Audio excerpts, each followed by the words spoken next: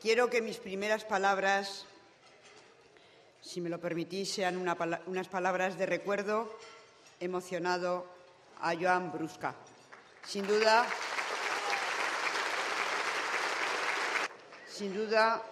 nos ha dejado prematuramente, pero siempre tendremos en nuestra memoria el recuerdo de un hombre comprometido y bueno. Muchas gracias.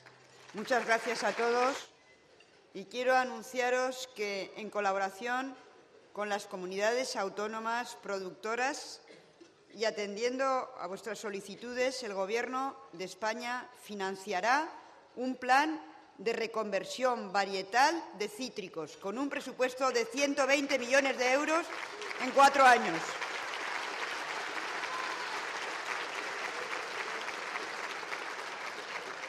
Un plan de reconversión que iniciaremos este mismo año 2008 si los ciudadanos nos vuelven a renovar su confianza el próximo 9 de marzo, que ya adelanto que espero que sí, y de esta manera adecuaremos las producciones a las demandas de los consumidores.